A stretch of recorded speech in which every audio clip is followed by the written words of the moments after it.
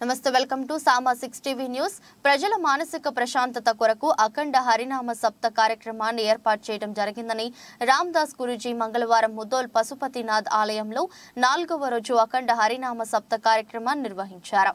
ఆయన ప్రసంగిస్తూ ప్రజల్లో భక్తిభావం పెంపొందించడమే హరినామ సప్త సారాంశమని తెలియజేస్తూ ఇది నిజ జీవితంలో మనిషి చేసిన తప్పులను సరిదిద్దుకోవడానికి, మనిషి సన్మార్గంలో భక్తి మార్గంలో నడవడానికి ఈ అఖండ సప్త కీర్తన మార్గంలో ఉపన్యాసాల ద్వారా భక్తులను చెడు మార్గం నుండి మంచి మార్గంలోకి మార్చడానికి అఖండ హరినామ సప్త కార్యక్రమాలు ప్రతి గ్రామంలో ఏర్పాటు చేయడం జరుగుతుందని ఆయన అన్నారు.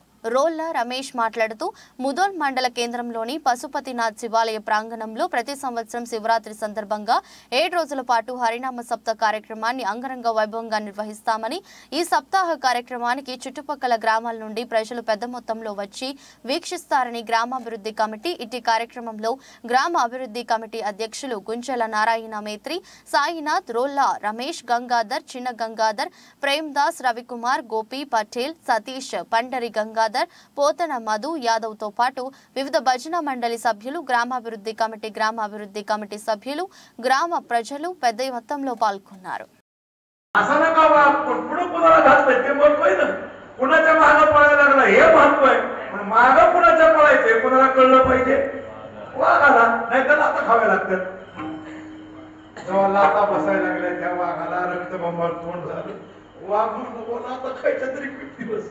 कुठवर खायच्या पळायचं कुठपर्यंत वाघाला काही कळाना. शेवटी वाघानं हळूहळू गाडी साईडला काढली, मागल्या आणलेल्या विचारणार पळायचं कुठपर्यंत. मला माहित नाही मागायच्या मग ती विचारली तरी ससा कशी आला, पळायचं कुठपर्यंत. येड लागलं का काय तुला म्हणला, ते आबाळ टेकलेलं दिसतंय का, त्याच्या पलीकडे जाऊन थांबायचं नाही, पळ. आता आबाळ कुठे टेकलंय का, पळायचं थांबणार आहे का, थांबू शकत नाही. त्याला काय हसतं, आपली गत तशी आहे. आम्ही संसारात रात्रंदिवस पळतोय, थांबायचं कुठं काय माहिती का. आम्ही संसाराच्या मागे लागलोय, मिळतंय काय, काही मिळत नाही. संसाराचा जर विचार केला तर अंतकाळी